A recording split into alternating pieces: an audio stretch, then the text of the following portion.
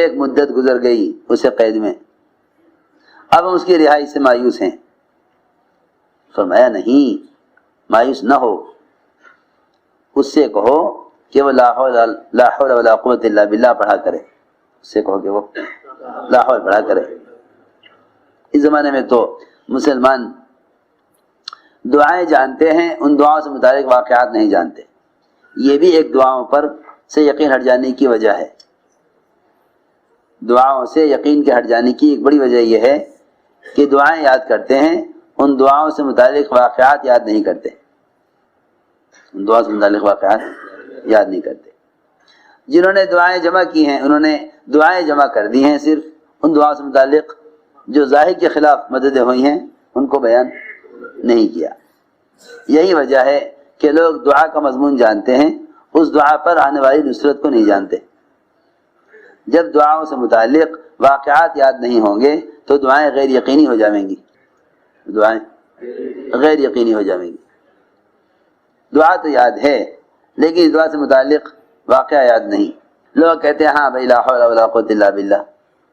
ایک صاحب نے آ کر اپنے بہت سارے حالات سنائے، میں نے کہا بھائی لا حول پڑھ لیا کرو۔ کہنے لگے اس سے کیا ہوگا، اس سے کیا ہوگا، کیونکہ عقیدے بگڑے ہوئے ہیں، عقیدے بگڑے ہوئے ہیں، یقین بگڑا ہوا ہے۔ ایک آدمی کو جتنا عقیدہ تعویذ سے ہے اتنا عقیدہ عمل سے نہیں ہے۔ یوں کہے گا کہ مجھے کوئی عملیات بتا دو، حالانکہ اور کوئی وظیفہ بتا دو، حالانکہ سب سے بڑا وظیفہ اللہ کا فریضہ ہے۔ جب فرائض پر یقین نہ ہوگا تو وظائف سے کیسے کام چل جائے گا؟ ساری رات ایک کام پر کھڑے ہو کر کوئی ایک لفظ پڑھنے کے لیے بتا دے آمین تو کر لیں گے، لیکن اگر یہ کہا جائے صبح فجر کی نماز کے لیے مسجد چلے جاؤ تو مشکل ہے، کیونکہ فرائض پر یقین نہیں، وظائف پر یقین ہے۔ فرائض پر یقین نہیں، وظائف پر یقین ہے۔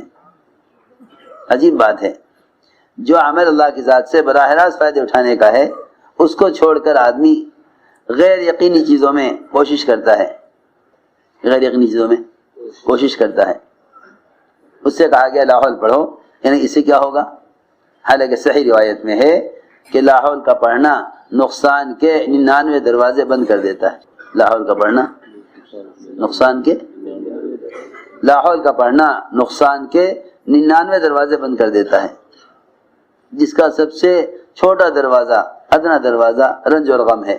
لو جی، جب رنج اور غم ختم ہو جائے تو پھر کیا بات رہ گئی پریشانی؟ ادنا دروازہ رنج اور غم، ادنا دروازہ رنج اور غم ہے کہ جب رنج اور غم ہی نہیں رہا تو اب کیا پریشانی باقی رہ گئی؟ آپ فرمائے جاؤ اور اس سے کہو کہ لا حول پڑھا کرے۔ انہیں لا حول پڑھی تو تانت سے بندھے ہوئے تھے، وہ سارا تانت ٹکڑے ٹکڑے ہو کر گر گیا۔ عوف بن مالک رضی اللہ تعالیٰ عنہ وہاں سے اٹھے، باہر نکلے، وہاں سے نکلے، دیکھا تو مشرکین سوئے ہوئے تھے، وہاں ان کی اونٹنی کھڑی ہوئی تھی، اس پر بیٹھے۔ وہاں سے باہر نکلے تو سارا میدان مشرکین کا اونٹوں سے بھرا ہوا تھا۔ اونٹوں کو ایک اشارہ کیا، وہ سارے اونٹ ان کے پیچھے ہو گئے، سارے اونٹ ان کے پیچھے، سارے اونٹوں کو لے کے گھر پہنچے، دروازہ کھٹکھٹایا، آواز دی۔ ماں نے کہا بیٹے کی آواز معلوم ہوتی ہے، باپ نے کہا ارے جا، اور کہاں آئے گا؟ دروازہ کھولا تو سارا گھر، دالان، سارا صحن، سارا میدان اونٹوں سے بھرا ہوا، خود جڑے کی اونٹی پر سوار۔ اللہ تعالیٰ نے اس طرح مدد فرمائی۔ میں عرض کر رہا تھا ایک وعدہ یہ ہے، من یتق اللہ یجعل لہ مخرجا ویرزقہ من حیث لا یحتسب، اس جگہ سے رزق دیں گے جہاں گیا خیال گمان نہیں پہنچے گا۔ آگے فرمایا من یتق اللہ یجعل لہ من امرہ یسرا، کہ ہم متقی کام میں آسانی پیدا کریں گے، متقی کام میں آسانی پیدا کریں گے۔ لوگوں کو اپنے اسباب میں بہت مشکلات ہیں، اپنے اسباب میں بہت مشکلات ہیں۔ یہ مشکلات امتحان کے لیے تھیں کہ تم مشکلات کی وجہ سے سود کی طرف، جھوٹ کی طرف، حرام طریقوں کی طرف یا قوانین حکومت کی سوچ کر اختیار کر لو کہ بھئی ہم اس کے علاوہ کیا کر سکتے ہیں.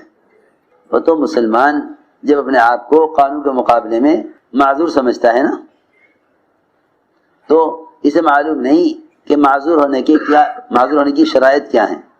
معذور ہونے کی شرائط کیا ہیں؟ ایک آدمی وضو نہیں کر رہا ہے، وضو نہیں کر رہا، تو شریعت کہتی ہے کہ آپ وضو نہ کرنے کی پہلے شرائط دیکھیں،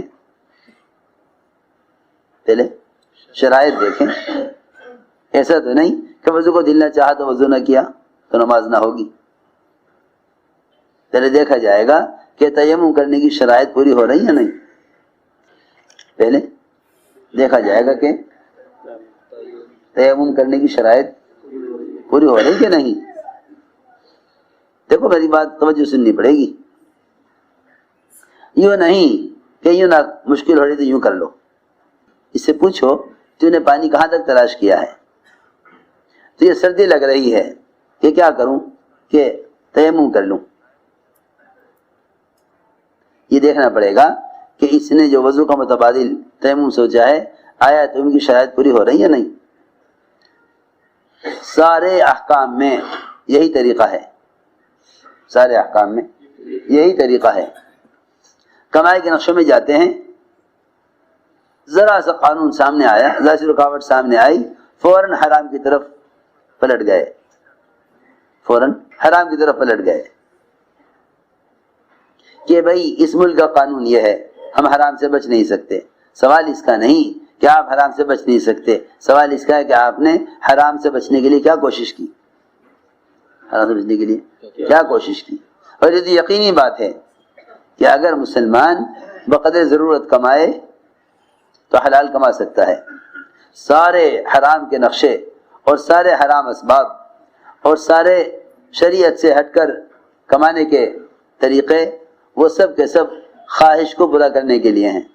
ضرورت کو پورا کرنے کے لیے حرام سے بچنا آسان ہے، خواہش کو پورا کرنے کے لیے حرام سے بچنا مشکل ہے. ضرورت پورا کرنے کے لیے ضرورت پورا کرنے کے لیے حلال پر چلنا آسان ہے، خواہش کو پورا کرنے کے لیے حرام سے بچنا مشکل ہے. آپ دیکھ لینا جتنے بھی کمائی کے نقشے خواہش کے ہیں اس میں آدمی حرام سے بچ نہیں سکتا، اس میں آدمی حرام سے بچ نہیں سکتا. تو فرمایا من یتق اللہ یجعل له من امرہ یسرا، کہ جو کمانے کے نقشوں میں اپنے آپ کو حرام سے بچاتے ہیں ہم ان کی کمائی کے نقشوں میں سہولت اور آسانی پیدا کر دیتے ہیں، سہولت اور آسانی پیدا کر دیتے ہیں. من یتق اللہ یجعل له من امرہ یسرا، کہ کمائی کے نقشوں میں آسانی لاویں گے تقوی والوں کے لیے. کتنا تقوی، اللہ اکبر. عمر رضی اللہ تعالی عنہ بیمار ہو گئے،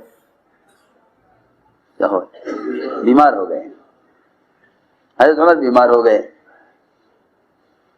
طبیب نے کہا کہ آپ کو بیماری ایسی ہے کہ اس میں آپ کو شہد استعمال کرنا ہوگا. شہد تلاش کرایا نہیں ملا. بیت المال سے پیغام آیا کہ آپ کو شہد کی ضرورت ہے، بیت المال میں شہد رکھا ہوا ہے، بیت المال میں شہد رکھا ہوا ہے، آپ بیت المال کے مالک ہیں، امیر المومنین ہیں، آپ شہد استعمال کر لیں. حضرت عمر رضی اللہ فرمایا کہ نہیں، بیت المال میرا نہیں ہے، مسلمانوں کا ہے، میرے لیے بیت المال سے شہد کا استعمال کرنا حرام ہے. صحابہ ساتھیوں نے کہا مومنین ہم اجازت دیتے ہیں. چنانچہ عمر نے سب کو جمع کیا، سب کو جمع کیا مسجد میں. بیت المال سے شہد استعمال کرنے کے لیے سارے مسلمانوں نے اجازت لینے کے واسطے سب کو مسجد میں جمع کیا، سب کو مسجد میں جمع کیا. فرمایا کہ مجھے طبیب نے شہد استعمال کرنے کے لیے کہا ہے، ایک ایسی بیماری ہو گئی ہے، لیکن بیت المال میرا نہیں ہے اور بیت المال میں شہد رکھا ہوا ہے. اگر تم سب مسلمانوں کی خوشی سے اجازت ہو تو میں اس کو استعمال کر سکتا ہوں، ورنہ میرے لیے حرام ہے. سارے مسلمان نے کہا مومنین ہم سب آپ کو خوشی سے اجازت دیتے ہیں کہ آپ بیت المال سے شہد استعمال کر لیں. اس سے تقوی پر اللہ رب العزت برکت عطا فرماتے ہیں. اللہ اکبر. ایسا تقوی جہاں بھی سوچتے تھے کہ ہماری ذات کو لوگ استعمال کریں گے دین کے لیے، وہیں اپنے آپ کو مال کے نقشے سے الگ کر لیتے تھے. وہیں اپنے آپ کو مال کے نقشوں سے الگ کر لیتے تھے. سوچو تو صحیح، بحرین کی ملکہ کی طرف سے قاصد آیا. بحرین کی ملکہ کی طرف سے قاصد آیا. عمر رضی اللہ تعالیٰ عنہ کو سے ملاقات کے لیے. حضرت عاتقہ حضرت عمر کی بیوی، خیال یہ ہوا کہ قاصد آیا ہے واپس جائے گا، ہم ابی المؤمنین کی بیوی ہیں، اور وہ ملکہ بحرین کی ملکہ ہے، تو ہمیں چاہیے کہ اس کے لیے کوئی ہدیہ بھیج دیں. شاید 1 دینار کا یا چند درہم کا معمولی سا عطر خریدا اور انہیں شیشے میں بھرا اور بحرین کی ملکہ کو حضرت عمر کی بیوی نے ہدیہ بھیجا. اس کے لیے وہ عطر تو بہت معمولی تھا، لیکن بہرحال ہمیں مومنین کی بیوی کی طرف سے آیا تو بحرین کی ملکہ نے وہ عطر تو نکال لیا شیشوں میں سے، اور ان شیشوں کے اندر بڑے قیمتی موتی، بڑے قیمتی جواہرات جن کی بڑی قیمت بنتی تھی، وہ سارے شیشے میں بھر کر حضرت عمر کی بیوی کے لیے ہدیہ بھیجا. آپ نے ہمیں ہدیہ بھیجا، ہم بھی آپ کو ہدیہ بھیجیں گے. انہوں نے ہدیہ بھیجا چند درہم کا عطر خرید کر، معمولی بہت. وہاں سے ملکہ نے حضرت امیر المؤمنین کی بیوی کے لیے قیمتی جواہرات